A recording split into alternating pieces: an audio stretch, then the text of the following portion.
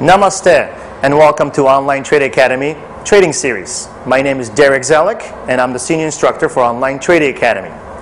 Today, I'd like to take you through a series of Fibonacci retracement lines. Many students, many people ask me, Derek, do you use them?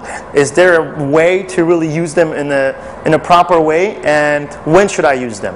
So let me show you. First of all, what is Fibonacci? It's basically a measure of price movement between low and high or high and low, and then measuring of the retracement of that prior move. So let's just take an example. If price does adjust, say I have a pivot point, price sells off and then it runs up again. I have here what is called a supply level, so therefore I'm expecting for a drop in price.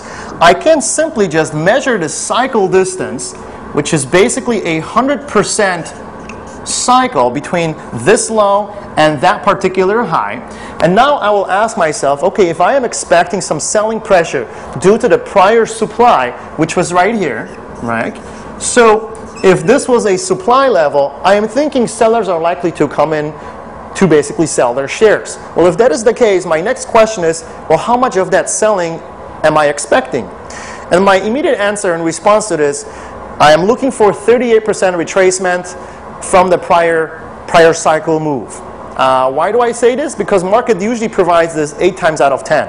So if it gives me 8 times out of 10, well, I can pretty much project that that's what's going to happen.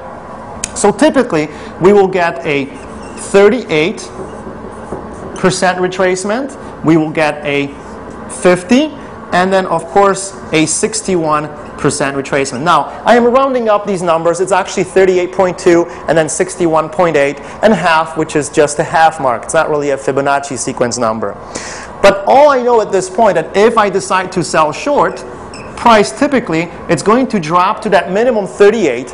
If this is a primary move and it's likely to resume, typically it's not going to sell more than 38, and most likely price can continue farther in a continuation of the primary move.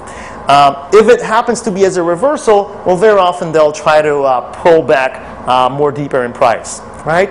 So let's go right into charts, and let me show you some examples how to use that incredible tool to spot turning points in the market. Okay, so we are here. Let's demonstrate the Fibonacci concept that I have just showed you guys on the board. So let's put something here, an example. And of course, you have to use this in a context of price chart, right? So here, when you are trading, I'm going to provide some support levels, okay, for the markets. So this is a first support I can identify here on the market. So I'll just plot one right here. Here, of course, we'll have the second one, and the farther away, we're going to have the third line. So when market is pulling down to some support levels, like in this case, now you have to start thinking, well, perhaps I'm going to get reversal.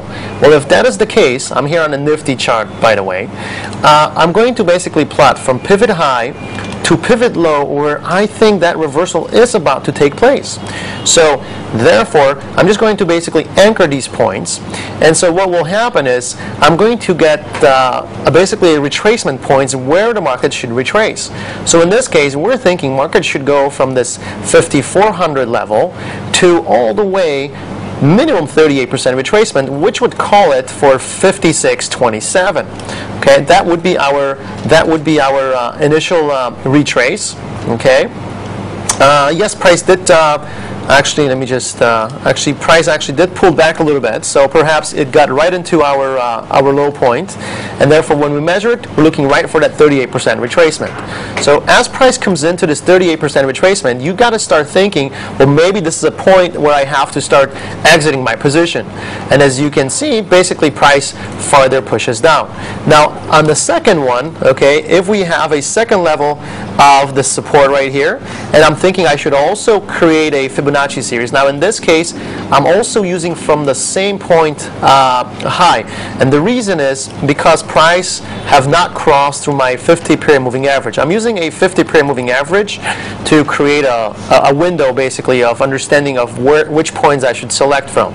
So here again, I have my Fibonacci series lines, and you guys can see that 38% was reached very quickly, and then price traveled as high as 61%. Usually once you get to 61%, which what I have demonstrated you guys on the board, very often that's going to be a reversal point for price. So roughly at this point. So if you're in a position and if you were able to purchase relatively low, well, this tells you that once it reaches 61%, you want to start looking to exit your position. And that's how I use Fibonacci series. So it's not necessarily for entering, although many books will teach you and I guess provide strategies for entering a position. I much prefer to use them for exits. So I will use entries, a sequence of supply-demand in combination of some indicators, and the Fibonacci will help me to tell me where price can go. Okay, so as you guys have seen through the examples on charts, the 38% is an extremely important number for retracement. The other one, very often that happens quite often, is the 61. So here's my take. If price is at supply level and you're trying to basically sell short for just temporary imbalance in that price, look for 38% retracement as your first target. Drop your stop to a below break-even point, and therefore you can't lose money on that particular trade. Same thing, if price drops to your 61% retracement, then therefore look for reasons why price would basically want to reverse. So I hope you guys enjoyed it, and I'll see you on the next series.